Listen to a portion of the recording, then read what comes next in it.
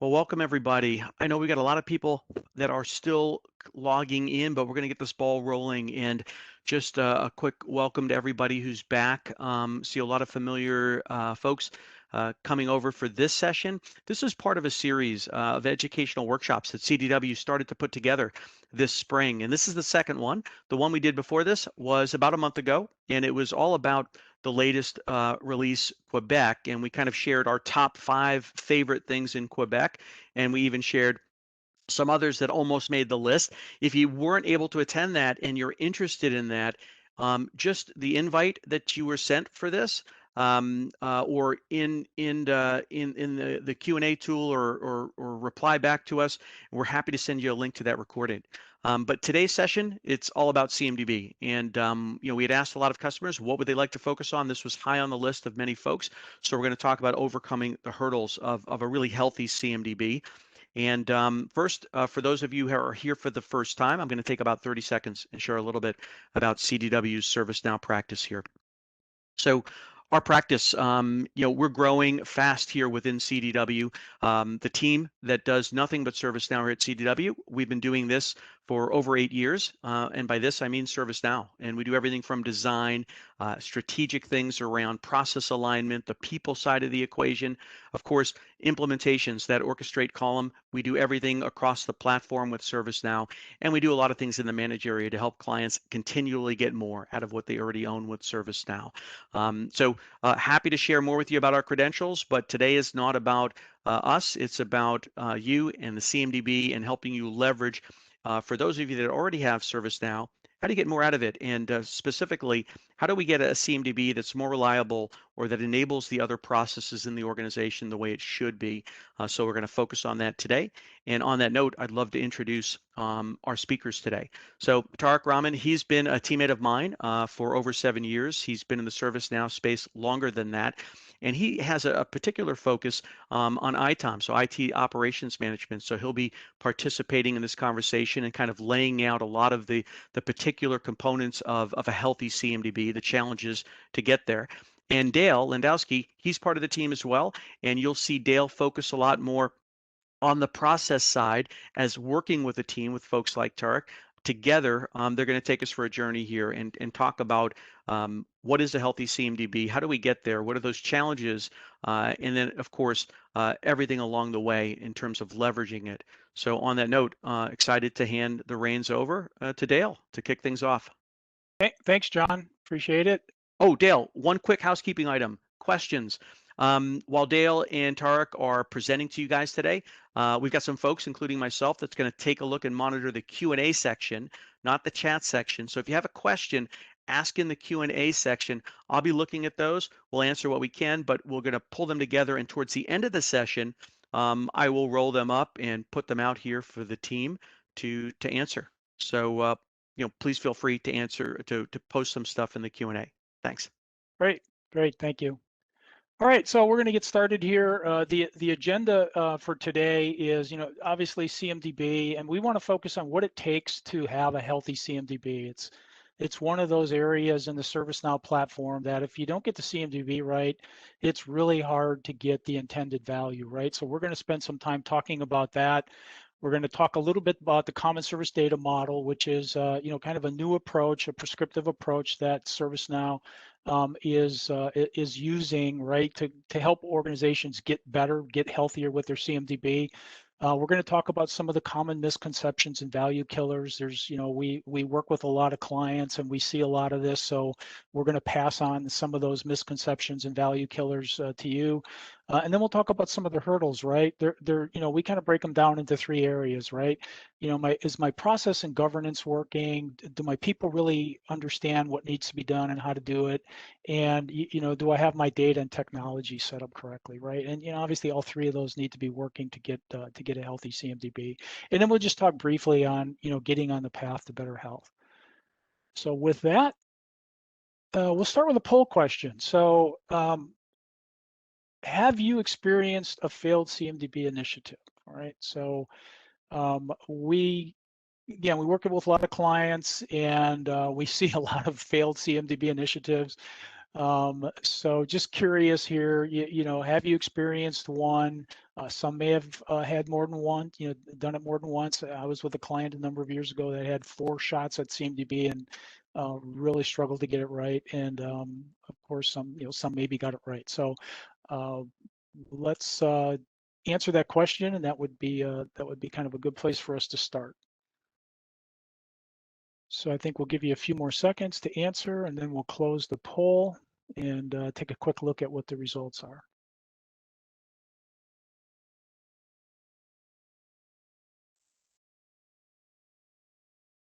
So we should get the results here shortly. There we go. So it looks like 28% have had a failed CMDB initiative, 12% more than once, 18% of you have not had a failed CMDB, so that's great.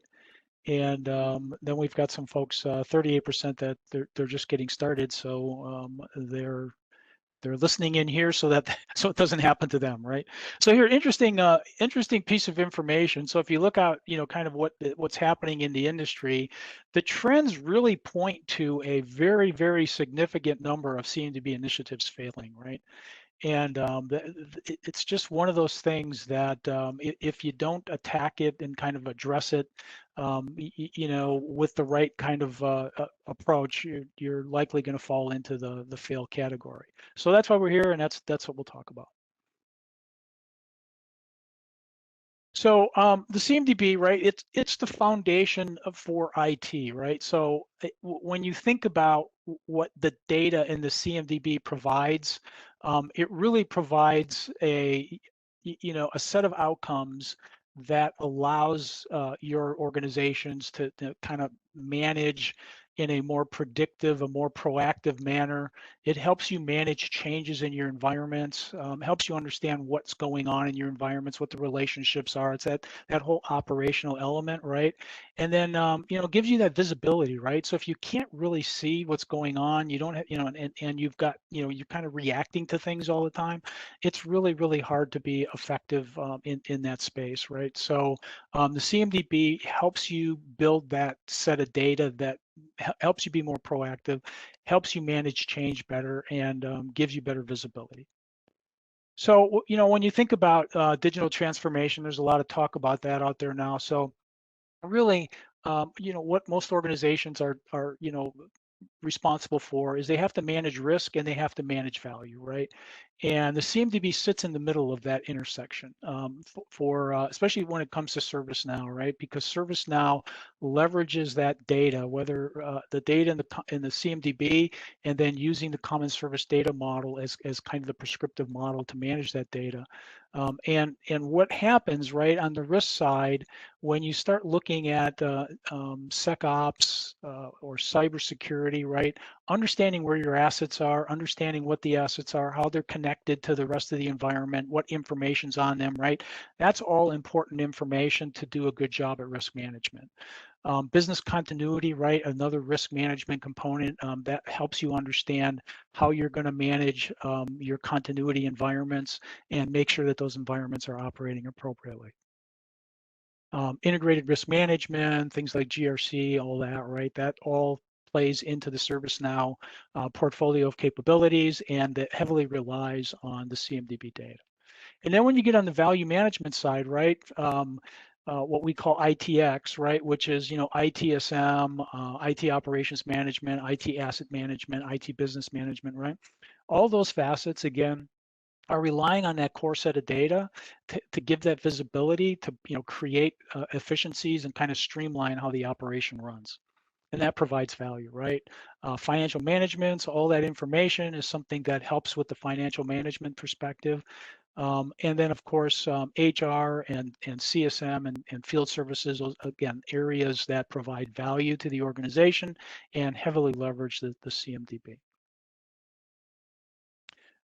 Just wanted to kind of introduce the service graph. Some of you may have seen this. The service graph is what ServiceNow is calling. It's their kind of next generation of how they think about the data in the CMDB, and they're going to be moving more towards a kind of a life cycle approach. They're thinking about how do I manage digital products and in the new digital transformation world, and I need to manage them across the life cycle, right? From the development side to the ops side to the service side, right? And all this all in between, right? So that's kind of how ServiceNow is thinking about the data.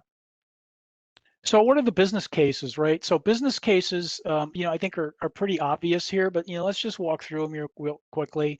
80% of unplanned outages or of outages are caused by unplanned changes, right? So if you don't have a good sense of what's going on in your environment, if you don't have good relational environmental data, it's hard to know when you're making a change what's all being impacted, right?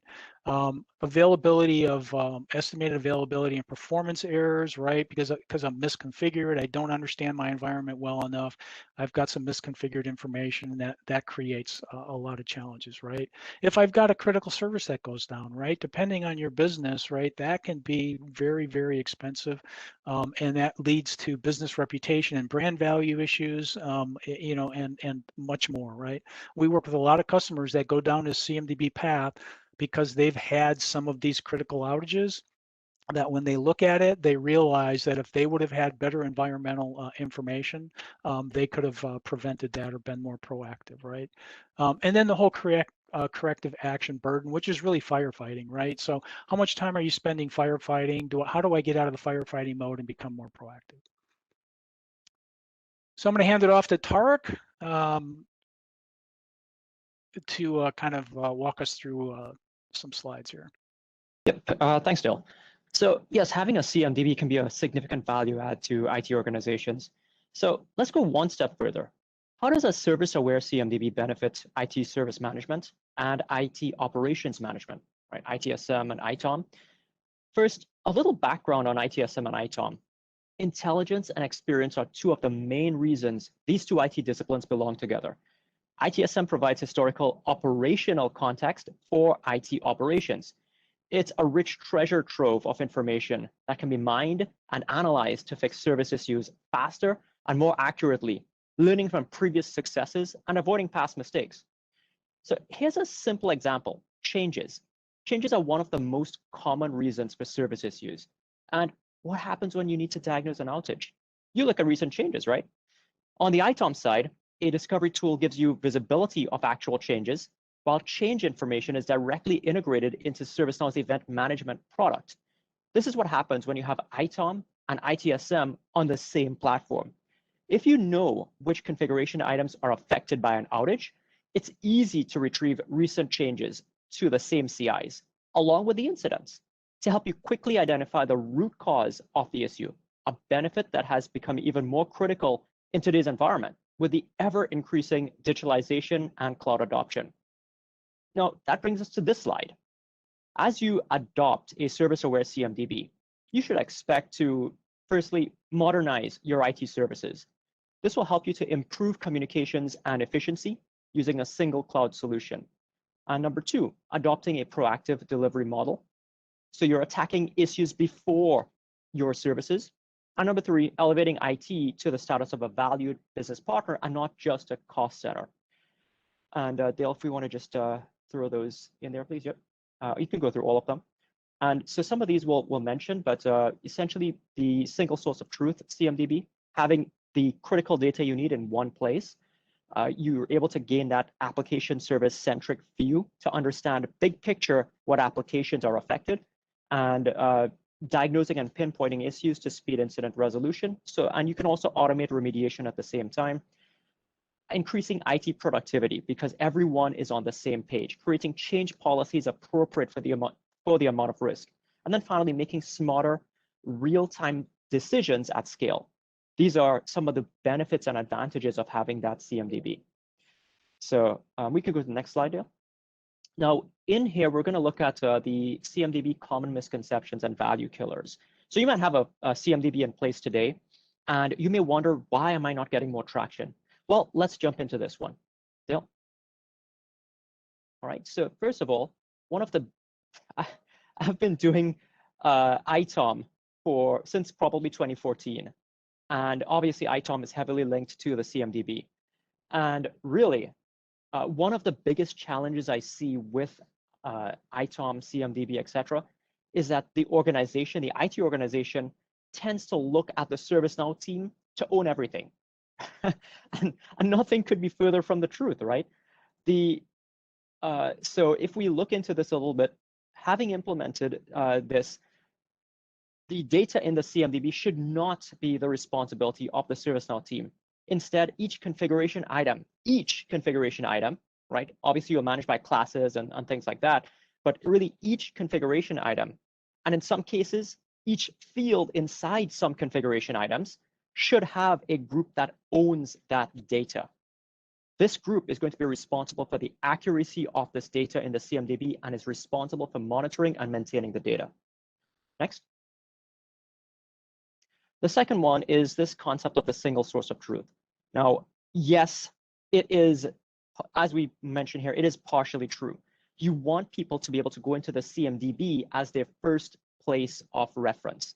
You don't want to have someone going into one system, then jumping here, then going to the CMDB. You'd like all that data in one place. And that's really what the CMDB is about. The problem is when you have a lot of integrations into the CMDB, just kind of feeding into the CMDB, you run into a lot of complexity. In the older ITIL guidance suggests that everything needs to be managed in the CMDB. So folks say, hey, we just send it into the CMDB. Let's get it in there, right? But really, is that the complexity you want to deal with? So, and the answer really should be no. Some questions to ask. Why are we integrating with this source? What data do we need? And are we getting this information from an existing source? Next. Thank you. All we need is automated discovery to provide the data we need. Yeah, sure, right? Again, similar to the above point, yes, you wanna provide data, right? And discovery, ServiceNow's discovery will provide lots of data.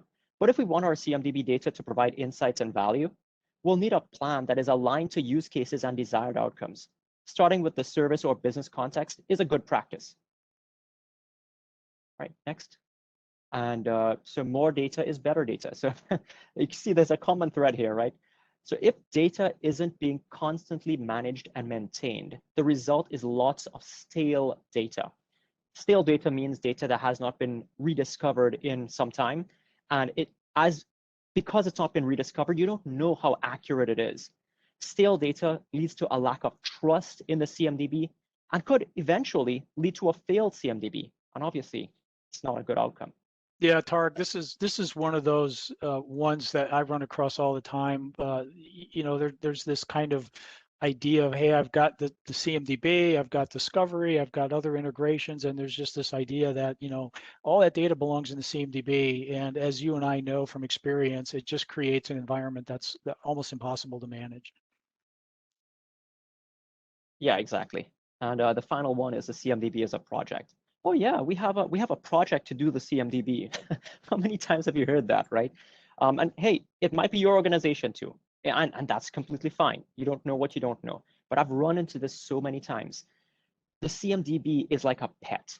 You have to feed it, you have to maintain it, you have to take it to the vet. You need to make sure it's running well in order for you to enjoy the benefits of this pet. All right. It is not a, hey, I'm going to build a CMDB and then you leave it there for years and it's going to self-maintain. That's not how it works, right? It needs constant feedback. It needs someone whose eyes are on it, at least from a metrics perspective. Do we see any issues showing up here? What is the amount of stale CIs, right? When was the last time? Do we have any missing CIs? Anything that is missing data, etc. Right, so this is CMDB is not a project. You can start it with a project, but definitely ongoing, you need processes and governance to continue to keep it running well. And now I think this one is back to Dale to introduce CSDM. Yeah, so let's just introduce this concept of common service data model. I'm sure a lot of you have read about it. There's some white papers out there. There's content that's generally available, and ServiceNow is really pushing this idea because they recognize that the CMDB really requires some level of prescriptive modeling to get value out of the platform. So what is it, right? So it's a standard set of terms and definitions, and it's really ServiceNow best practice for modeling and managing data in the platform, right? So, and again, this is one of these things we run into a lot of organizations that over time they've used various tables and you know they kind of build an approach. And before there was this common service data model, essentially you could take the tables and do pretty much what you wanted with them, right? Well, the problem with that is as it really didn't scale. So as ServiceNow has built more and more on the platform, and they're looking to get kind of more and more kind of consistent performance and visibility across all the various capabilities, they have to know where the data is. They have to find the data in where they expect to see it, right? So this data model becomes very, very important, right? In fact, as you'll hear Tarek and I talk, not following the prescriptive common service data model can lead to some some challenges down the road, right? So we're a big fan of this, and so we'll kind of walk you through this, right?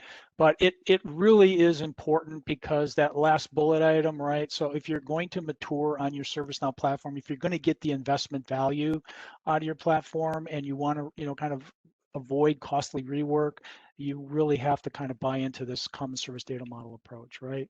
So the kind of the way this breaks down is a CMDB is where the all the underlying data lives, right? There's tables there, there's attributes, there's fields, there's all kinds of kind of the mechanism is the CMDB, right? But the common service data model is the blueprint, right? This is kind of the guidelines around where to put that data, and make sure that the data that's in there has the right relationships, and kind of subscribes to the approach that ServiceNow is recommending. So what it's not, right? So just to be clear, you're not going to get a set of reports. You're not going to get code to install. You're not going to have to purchase anything. It's literally is a model, right? It's guidance on how to do things in the CMDB to make sure that you're going to get the best value out of the data, and that data becomes available to all of the capabilities that that you're trying to enable, right? So what's in it for me, right? It aligns to your organization. So when you leverage this, the data becomes available to everyone who's consuming or using the platform, right? It supports business operations. It improves your performance, right? So there's something in it for everybody, right? So it's a great approach. And we highly recommend it. So I'm going to turn it over to Tarek. He's going to give you a little more detail on what it is and how the data breaks down. Thanks, Dale. Sorry.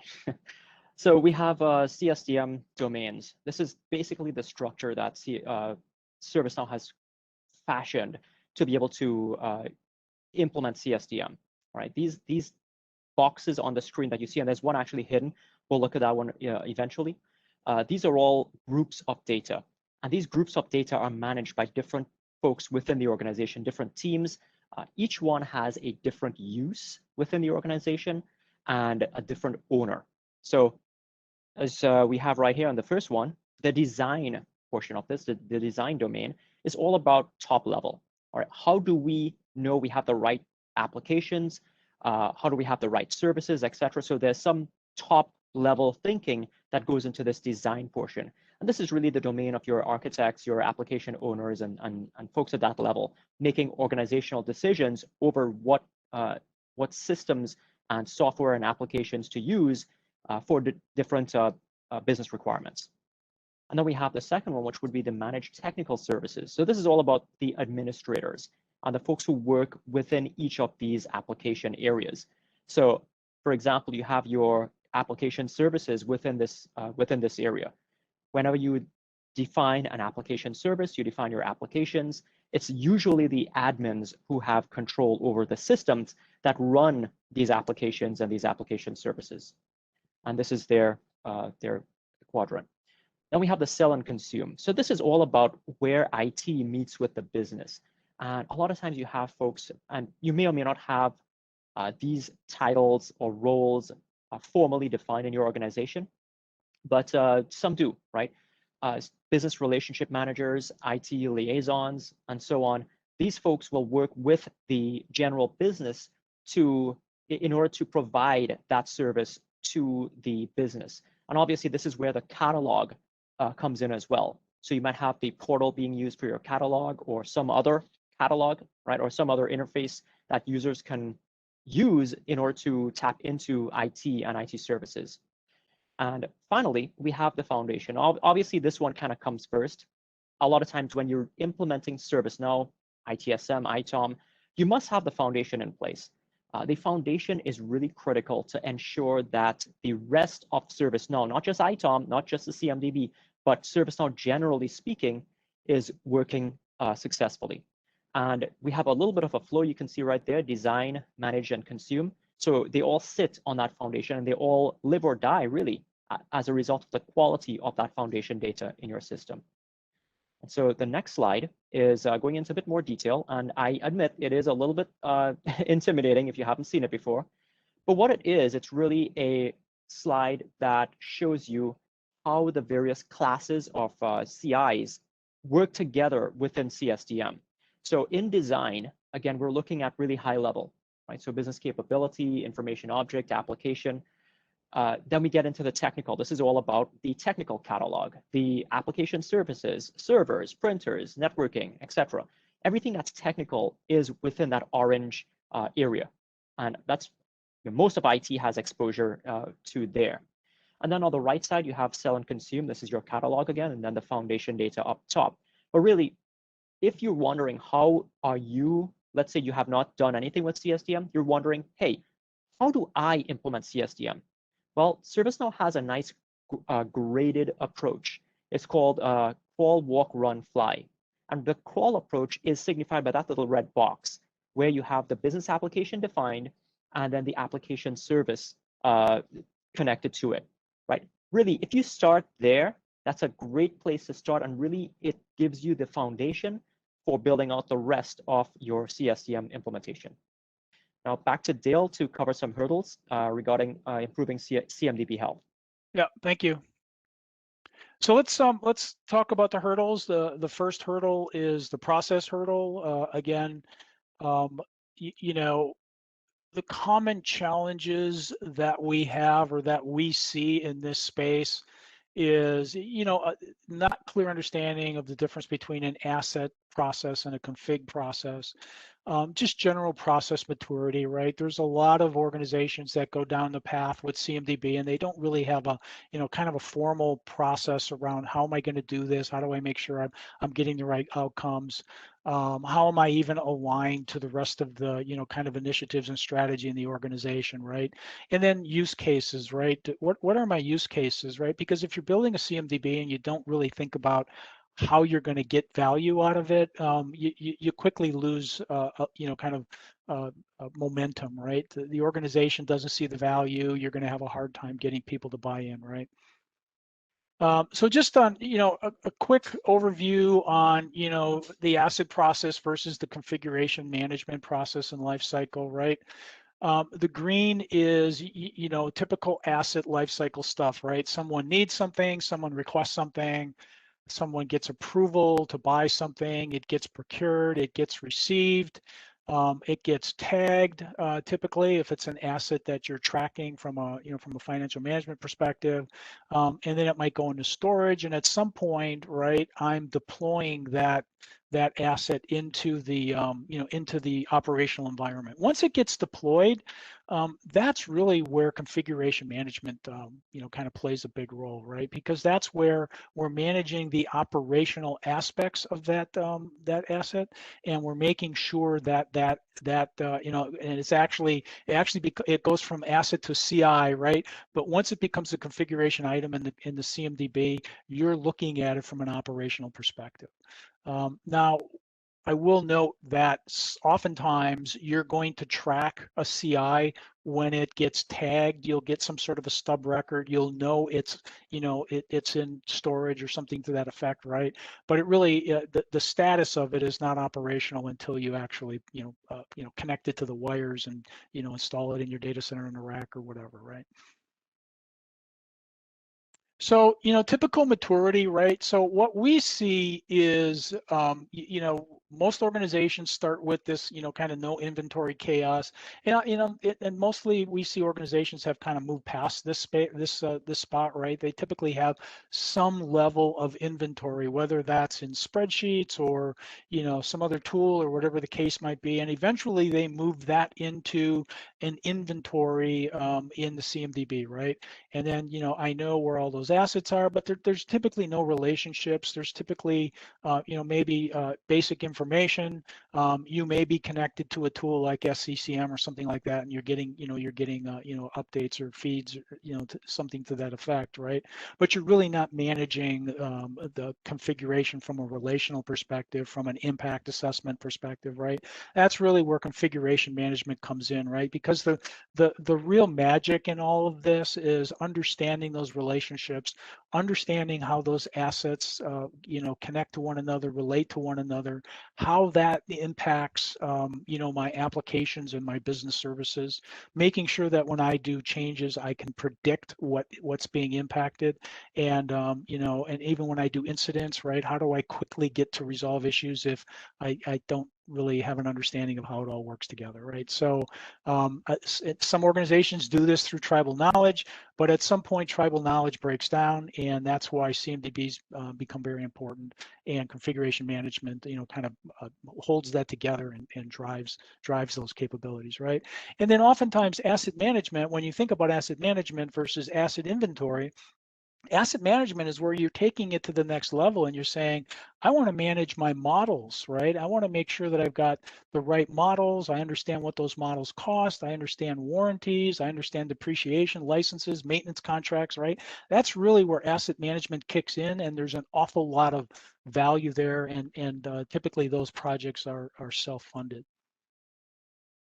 So configuration management activities, just a high level, it starts with configuration management planning, and and I'm really passionate about that. You need to design with the end in mind, right? If you don't have a clear plan on what you want to get out of your CMDB, what the use cases are, how the organization is going to get value, it's really hard to get momentum and to kind of get traction in this space, right? And then some of the other activities are, you might have service requests, to kind of update CIs. You're typically going to be managing projects. You've got to identify, what CIs are appropriate. I got to control the CIs once I've got them, kind of in the CMDB. How do I control and manage them? How do I verify that I've got the right content, that it's accurate, that it's complete, right? And then what status are they in, right? Back to that life cycle, right? Where am I in the life cycle of of those CIs? And then this all really gets held together by governance, right? There isn't there isn't enough talk about governance, right? Because managing data requires governance. Data, I've had some conversations about, how do we treat data in our organizations, and some really wise people say that we need to treat data in CMDB just like we treat general ledger data, right? General ledger data is the gold standard for anything in the financial organization, and the CMDB data should be the gold standard for anything of our, relative to operational environments, right? So we need to treat it in that regard.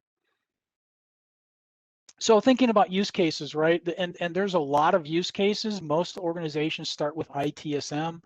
For example, I want to be able to, do automated tracking, I want to be able to do automated assignment, right, based on a CI that I pick, right? That requires, a process, right, that says I'm going to make sure that I pick a CI. I'm going to make sure that I'm, kind of tracking what support group owns those CIs, and then, you can put in some automation around getting those support groups the tickets right away, right, versus trying to hunt around and figure that out. So just to kind of overview here on process, right? So think about, do you have a design? Do you have a planning cycle? Because if you don't, how do you know what CIs you should have, what attributes you should be using, right? That all starts with the planning cycle.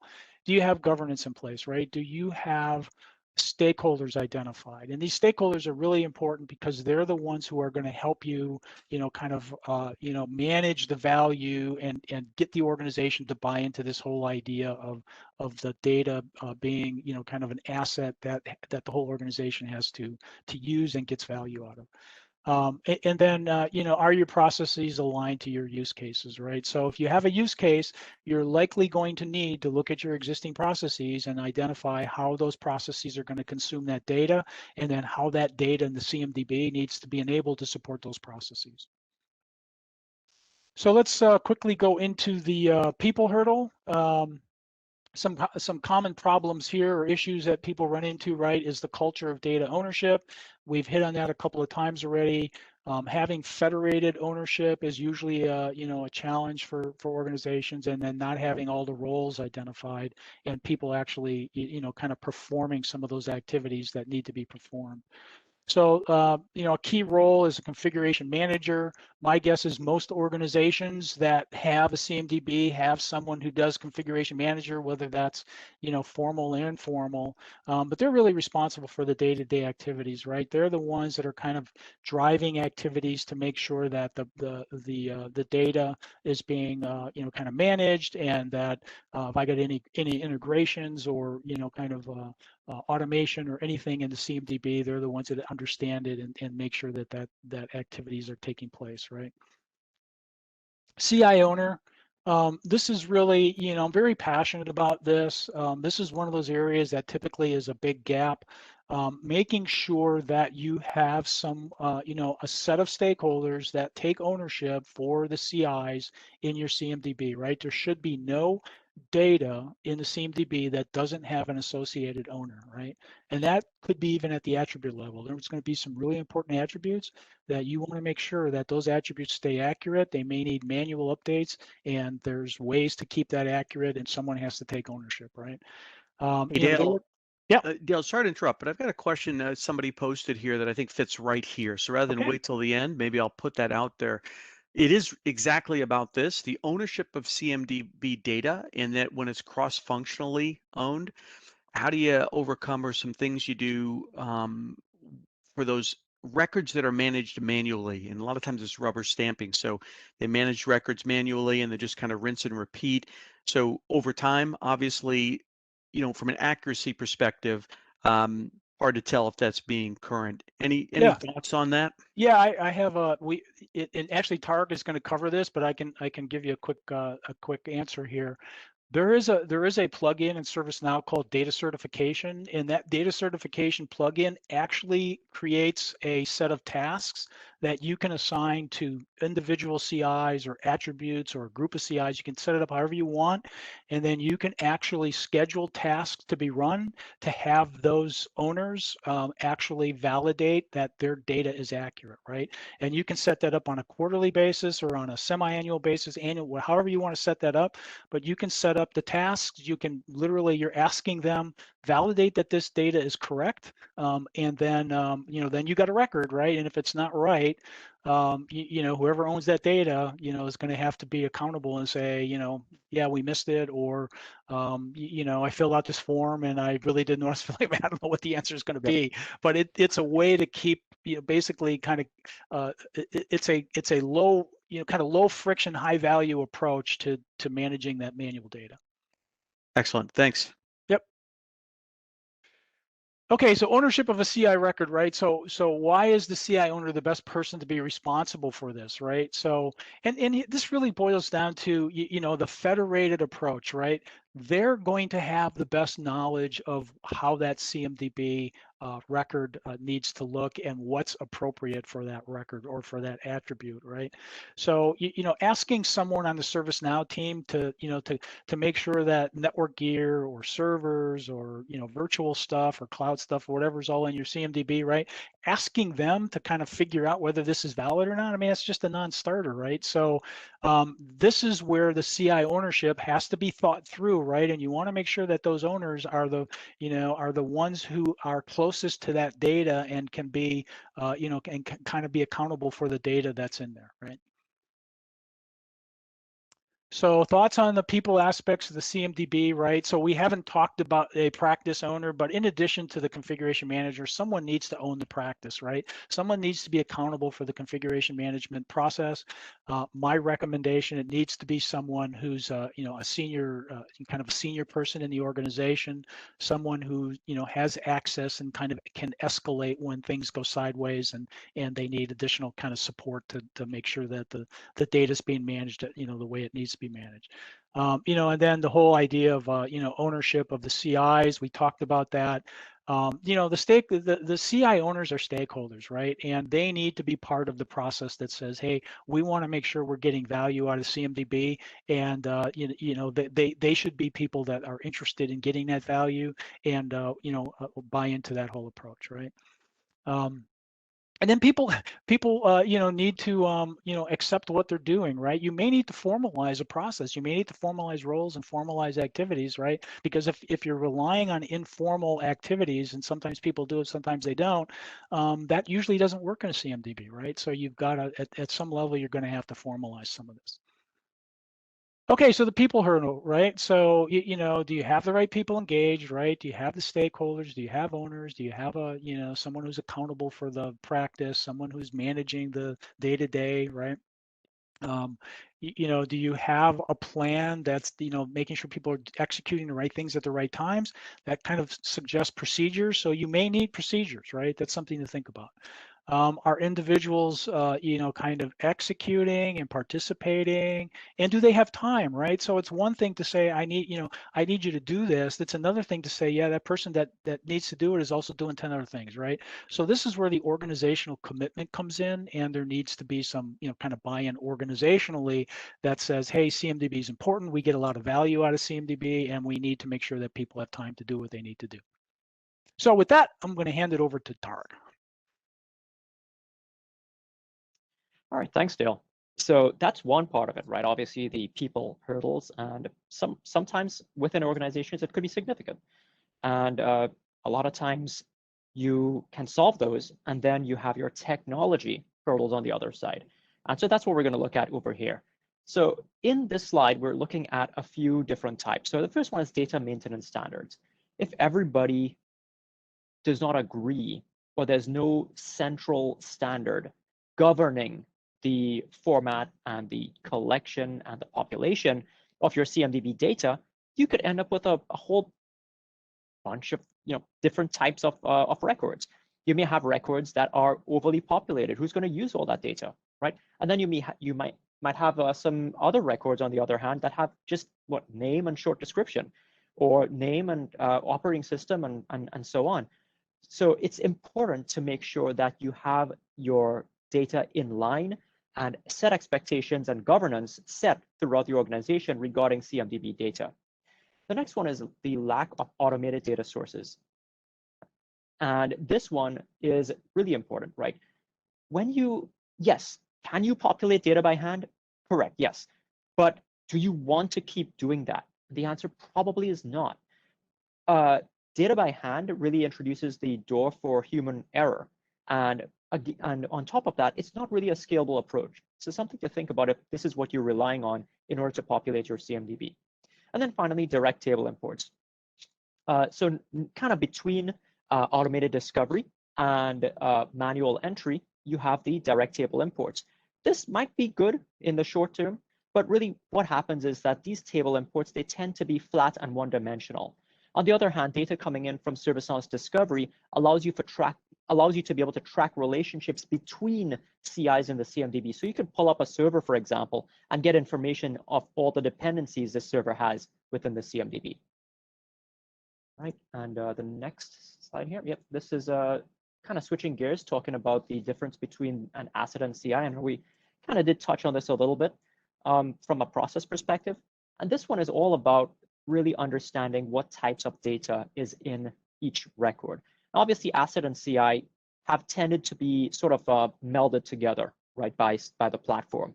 And on one hand, you have cost information, contract information, everything that's pertinent to the asset manager and to the finance side of the organization. And then you have everything on the technology side. What's the operating system? How many processes? How much memory is on that system? What ports are open? Things of that nature. And so these coming together would be the asset and CI. Now, it's important to have both of these. And as we go along, there's actually a slide of maturity. But really on the CI side is really where you get those relationships I mentioned, the ability to see dependencies and those, again, relationships between CIs within your CMDB. So we'll go ahead here and we have some examples, right? So one example that's on the screen here would be your web server at the bottom. This is both a CI and an asset because you have both a financial aspect as well as the configuration aspect. But looking at the other two, the application service is nothing more than a representation. Both application service and the business application, these are really nothing more than representations within your CMDB. They're crucial, but there's no specific financial aspect to these. Okay, and so that's kind of the difference. And jumping into data certification, this is what Dale kind of mentioned. I'll go ahead and skip this one, Dale. You did really well. This is a plugin you can enable. But yeah, it's really valuable for that CI ownership issue. But yeah, absolutely. All right, now this one is really critical to anyone doing ITOM. And as someone who's been teaching the ITOM classes, I actually saw a few of you from my classes on here, so just calling, saying hi. The IRE, the Identification and Replication Engine, Identification and Reconciliation Engine. I apologize. I said I've taught this thing so many times and still doing this, but anyway. It's actually, they've changed the name slightly. I think they just refer to it as a reconciliation engine these days. Basically what it is, it's sort of like a traffic cop to the CMDB.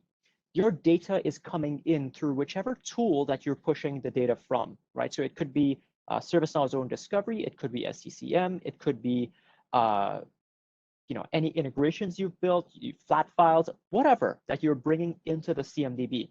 As long as you pass it through the IRE is going to take a look and say, hey, hold on, let me make sure you have, number one, enough data to be able to put into the CMDB. If it passes that check, then number two, it checks to see, well, do we have enough information in here to match it, to tie it to specific data? Is it a new record or is it an existing record I just need to update in the CMDB? And so that's really what the IRE does. It preserves, or it helps to preserve, the integrity of your CMDB. And as you can see here, we have a number of components. The first one is the identification. So there is a process in there to uniquely identify your CIs. You can go into the CI class manager inside of your instance and see the identification section there and how you manage the identification. There's also reconciliation. How do you handle different types of data coming in, different data sources? Who has preference and which source can update which table? That's really what the IRE determines within this reconciliation section. And then the deduplication. There is a process in there where if you have duplicate CIs and the IRE is going to identify those and start creating deduplication tasks. Those of you who have implemented the CMDB and ITOM recently, you may have seen some of these in your instance already. And then finally, reclassification. You have the ability using the IRE to reclassify one type of CI to another. So as an example, we worked with one client who threw everything for whatever reason into network gear. And then they started using ServiceNow Discovery, which started to really break out the different types of network equipment. And now we had to take a lot of this network gear that's been just generically classified and split this stuff into these specific tables. Big deal. This was before IRE. IRE makes it a lot easier, but this is essentially what your IRE does. Okay, I think let's talk about the CMDB Health dashboard at this point.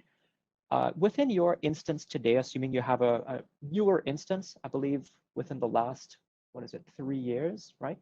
You should have that CMDB Health dashboard. So if you look at your CMDB, you type CMDB in the the menu. You should see this here. Essentially, what it does, it's a dashboard that really at a high level shows you the health of what your CMDB looks like. Now, this depends on a number of scheduled jobs to be running, and there are some configurations. Again, you can control this using the CI class manager.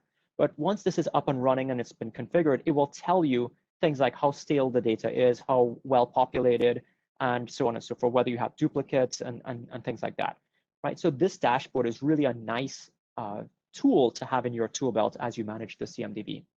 We can go on. Still. Oh, thanks. We also have the CMDB and CSDM data foundation dashboards.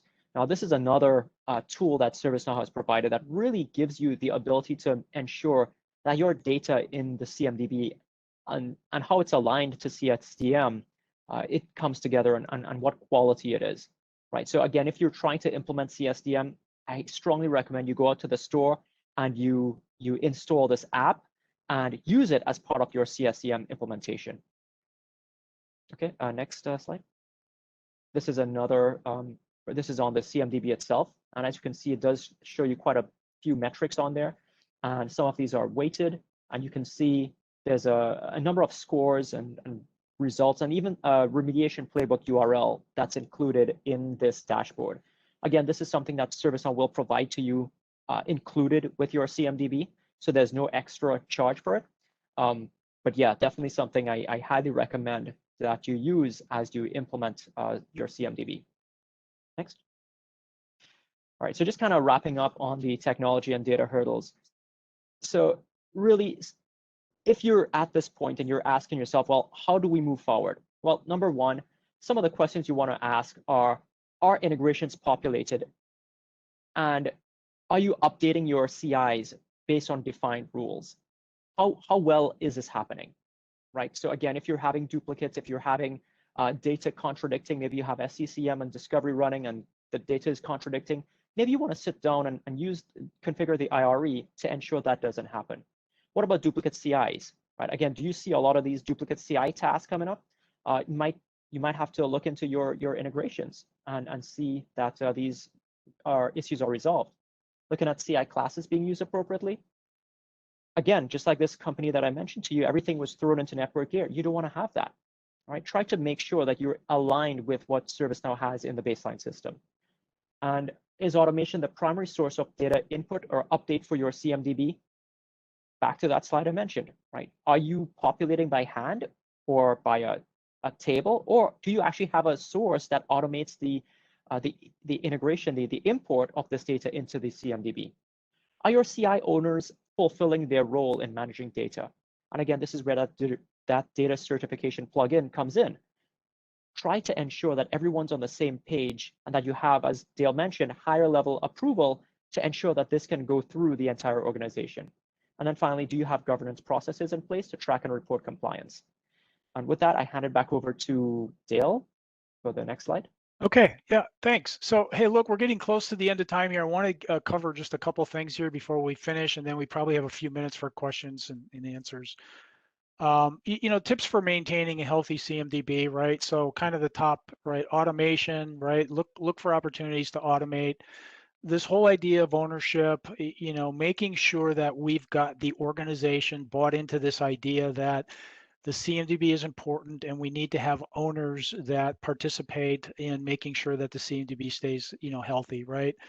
Consolidation, right? You're going to find data in multiple places, and that data is likely at some point going to be necessary to support your use case. So help them bring that data into the CMDB, right? And there's lots of ways to do that that we talked about here, right? And remember, perfection isn't the goal, right? There's always going to be something you're doing in the CMDB. The idea is that it's under management. You've got, you're managing performance, and then you just focus on continual improvement, right? So if you can show that it's under control, that you've got, you're managing duplicates, you're managing, accuracy, and making sure that the right data is in there to support use cases, you can show that, right? And you can kind of show how you're improving to, constantly improving, right? And then governance, right? Making sure that you've got stakeholders engaged and that they're championing this culture of CMDB health and value. And then finally, the path to value, this is, very high level, but you can see having a design with the end in mind is usually where you start, right? Making sure you've got use cases and you understand what the outcomes and that those are aligned to what you're doing in your ServiceNow platform and what you're doing in IT, right? Making sure you got your operational control and management processes. This includes governance, kind of focusing on CIs to support those core ITSM processes, because that's usually where the initial value is. Managing that inventory lifecycle, making sure that you understand what assets are, where they are, and all the information you need to manage inventory. And then moving to the common service data model, right? That provides a lot of value because that's where you begin to manage relationships and and begin to understand impact and kind of managing in that kind of service aware approach, right? And then automated discovery, doing ITAM and SAM, again, looking at those capabilities that can provide, kind of self-funding capabilities and value. And then doing, automated event management and automated service mapping. Those are all, kind of after you get the foundation laid, those are areas where most organizations go. So, we covered a lot of ground, and we recognize that this can be complex, and organizations need help, right? So we have a set of services that we provide very specific help to organizations kind of get their healthy CMDB up and running, right? And we can remediate CMDBs that are currently challenged, or we can help you get up and running. It really starts with what we call our evaluation strategy service, and this is where we help you build a roadmap, align what those initiatives are to what you need to do as an organization, and get those stakeholders bought in and get buy-in across the organization to kind of focus on the CMDB as a value-added capability, right? And then we've got some jumpstart services to help you on your CSDM approach, your hardware approach, your software asset management approach, right? So those are all things we can help you with, and obviously more, right? So with that, I think we have a few minutes for Q&A. Perfect. Dale, I'm going to try to squeeze some questions in here. So first question I have for you is, the CI owner, should it be a person or a group? And what do we typically see at our customers? Yeah, so there has to be someone accountable, right? So typically when you think of a RACI, you need someone who actually is accountable and that you can say, hey, why isn't this, why is this not happening the way it needs to happen? Why is the data not accurate, right? But when you think about ownership, someone's accountable, but there's still, probably a group of people that do the work, right? So it's both, right? You need an accountable person, and then you probably need, a group of people that's actually, facilitating the actual work, right? Yep. Okay, and this one's a little more technical, I think. Somebody's listed that they have a large number of dedupe tasks showing up recently, but there were no major changes made to the CMDB. Any reasons why this might happen, or where to begin looking? Yeah, hey, I can take that one. There's things change, right, within these systems, especially with ServiceNow even. If you've moved to patterns from probes recently, within the last number of years, even ServiceNow, the relationships would have changed a bit. And we've seen not a whole lot on the ServiceNow side, but definitely some aspects. Now, keep in mind, what I would say is take a look at the data. What data is affected, what CIs are affected, and understand what sources they're coming from. And then that will lead you to maybe a bit of deeper research into what changed, and then you can try and go from there. Unfortunately, there's no black and white answer, but I just recently implemented the legacy SCCM plugin along with Discovery, and immediately out of the box there were deduplication tasks. So who knows? It's probably that. It's probably something else. Okay, thanks, Tarek. And I know we're at time, so there's a number of other questions in here we didn't get to, but we'll make the promise to you guys a couple things. We'll get a copy of this presentation to those that want it, and also, if you've asked a question here, we didn't get to it, we'll follow up with a separate email just specific to you and helping you with that question. And wanted to thank everybody for joining and attending and being so attentive for this session. We are working on our next one, so you'll get an invite to that. And then if you have any topics you'd love to see in the months ahead, we'd really love to hear from you on that as well. So thanks so much. Thanks, Tarek. And thanks, Dale. And again, appreciate everyone joining. Look forward to continuing dialogue on new topics coming up soon. Thanks. Yep, thank you.